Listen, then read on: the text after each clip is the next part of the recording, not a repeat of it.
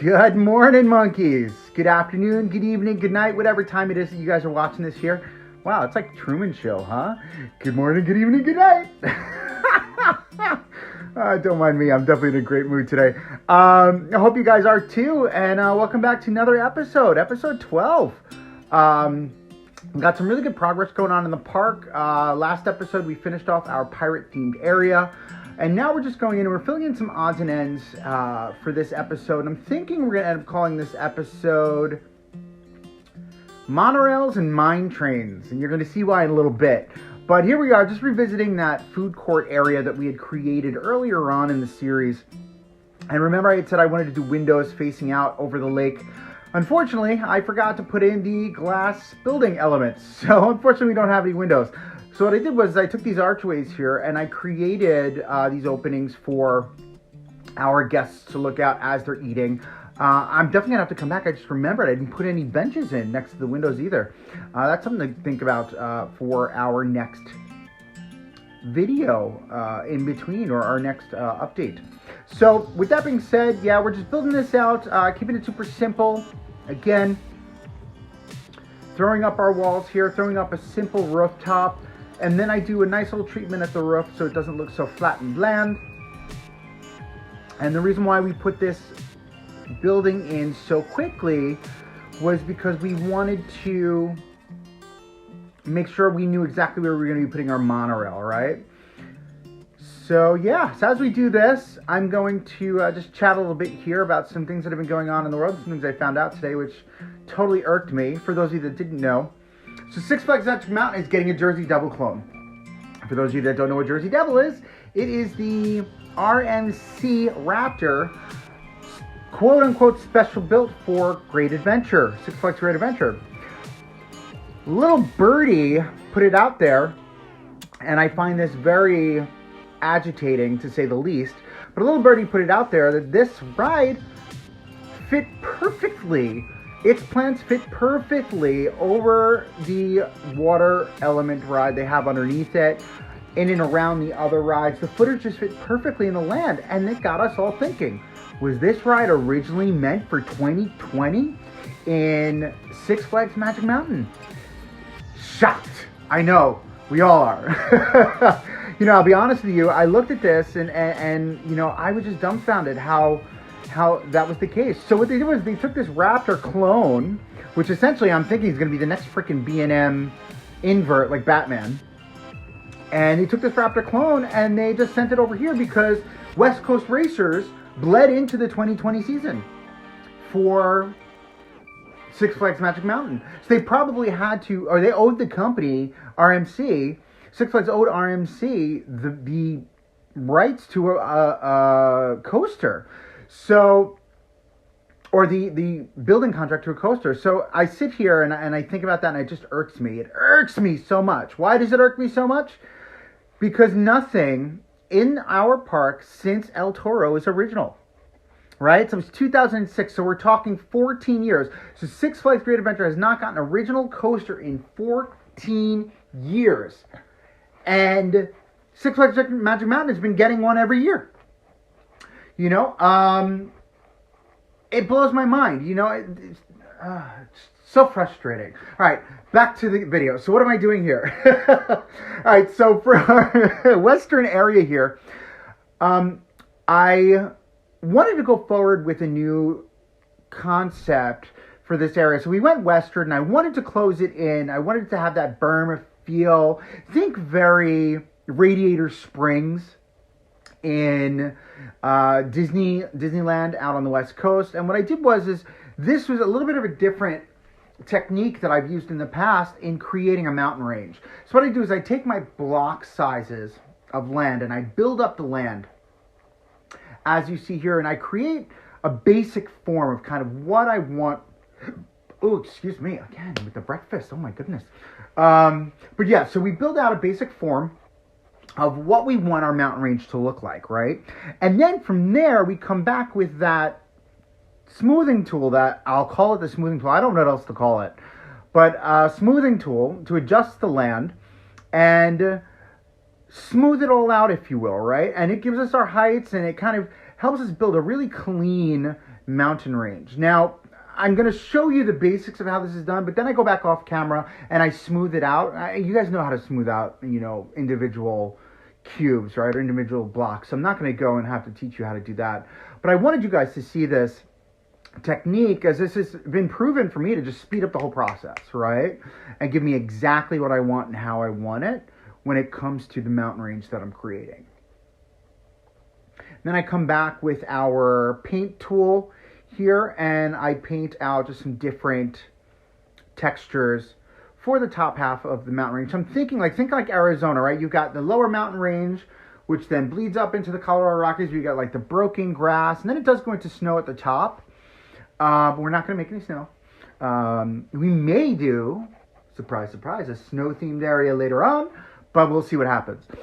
So as we continue on, just working on our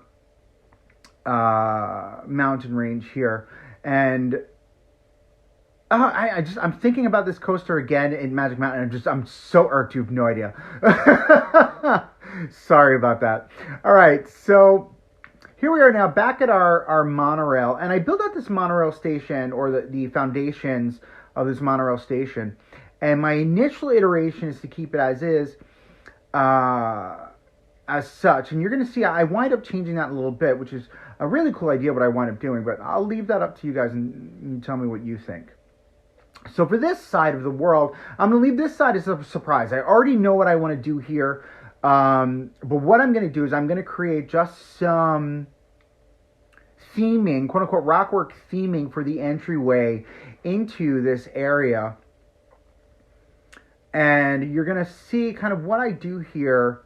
And I don't know what you guys think of it, if you dig it, you don't dig it.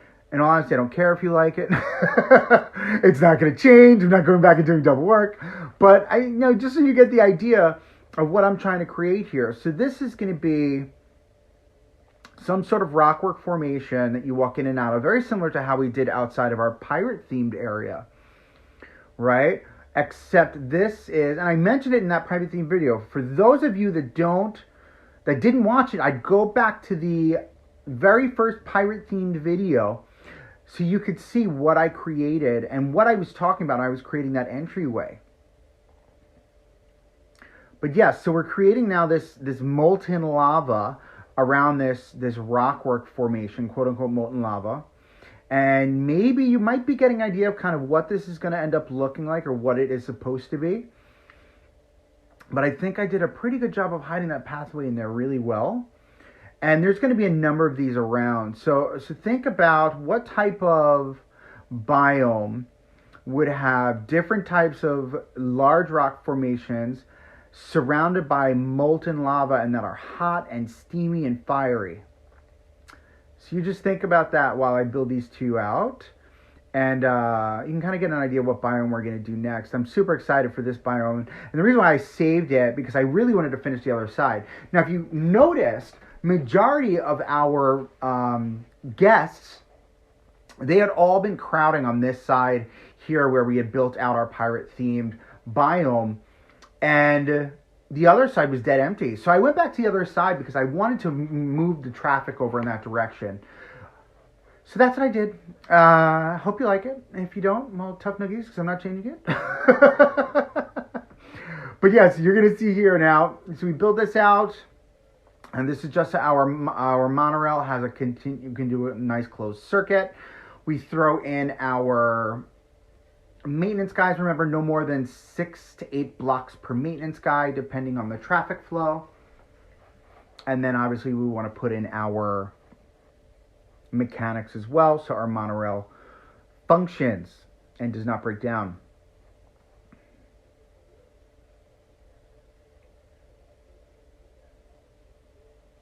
Wow, that monorail station looks great, huh?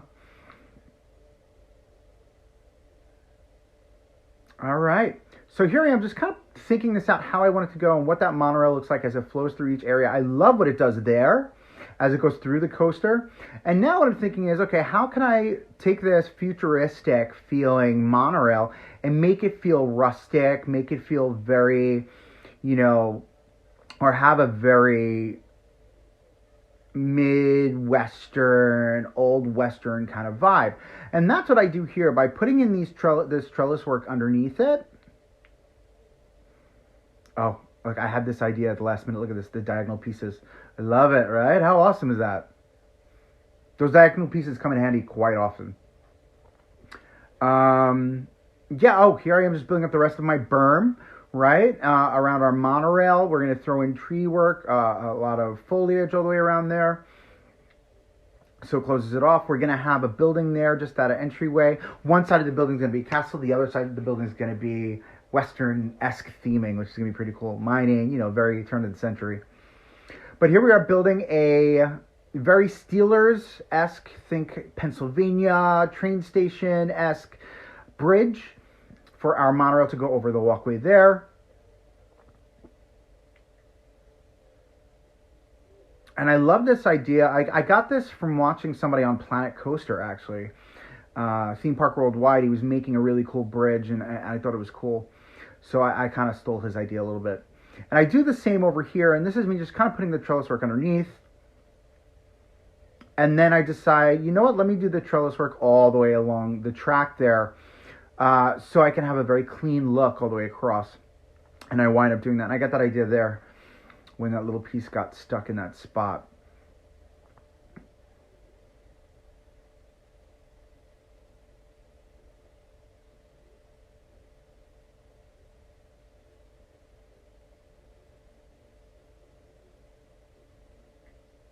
Here's where the idea comes in. I'm like, nope, not going to do that. I'm going to delete. So I built out this little thing here, and I'm like, you know what? This just looks so strange, you know, with the track just sitting on that trellis work. So I come back, and I'm like, you know what if I were to take it, you know, build the walkway all the way across, like here, and the trellis work underneath. Now, granted, it does block off the lake there a bit, but I feel like that's how it would have been in the olden days. And you open up into this area here, and you've got all the lake there. We're going to throw in some water rides in here, thinking probably some like rafting, a raft ride, and I think I might have like a tricycle ride, so we'll put that on the other side. You know, this is our water feature for this area, right? I want it to feel very, very, very turn of the century-esque, Frontierland, Wild West, dinosaur. No, not Dinosaurs Alive. I'm lying. That's what Cedar Point replaced Dinosaur Alive with, their Frontierland. All right, so fast forwarding to here, this is where I take out the station. And the reason why I had this idea is because, again, as you're walking towards the entrance to our water ride, you know, I wanted to have a closed off feel, right? So it's going to be one solid walkway that walks the way through, and that does not connect with the concrete walkway there. And I'm going to have buildings that are going to wrap all the way around the outside of that walkway. So it closes off the western area. So as you're walking, let's say I'm walking towards the bottom of the screen, my right side is going to be all of the western area, my left side is going to be all of the lake, right?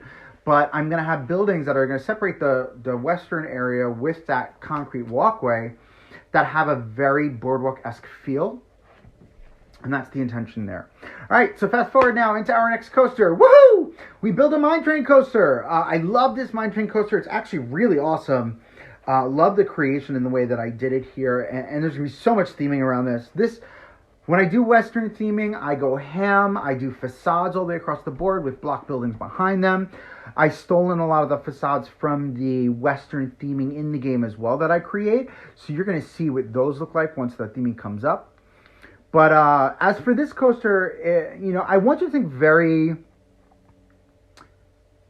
very Big Mountain Railroad, right? Where this coaster is just careening in and out, up and down. You know, it's not really going in and out of caves because we're going to create those in and out moments with buildings and with our theming.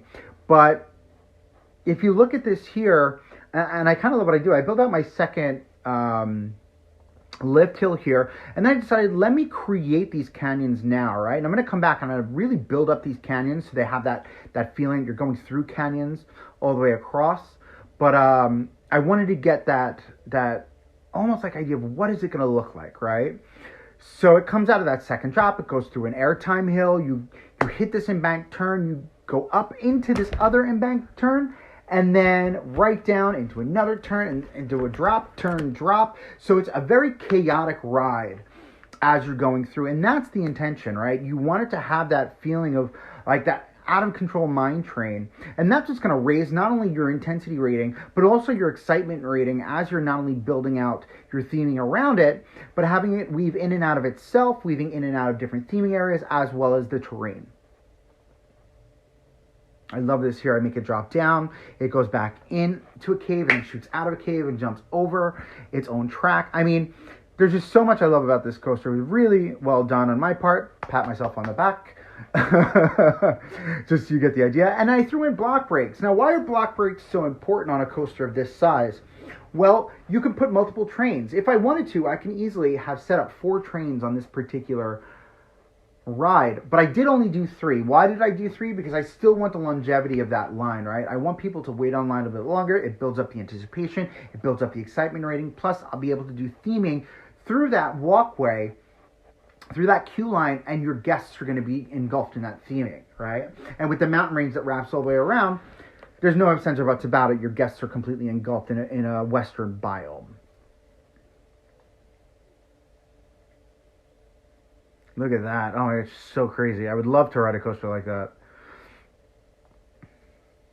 And I love to see this starting out area where it does like this turn around and down. We're going to create a little village or a little stock theming that goes around it. Western stock theming of buildings with a couple of wagons on the inside. Maybe we'll do some Indian village, teepees. So we'll kind of play around with that idea there. As you see, I definitely lengthened out the queue line as well. And I wound up moving the entrance and exit way here too, because I wanted that to have a little bit better fluidity in the way the queue went and the exit ramp went. And you're going to see what that looks like in a moment.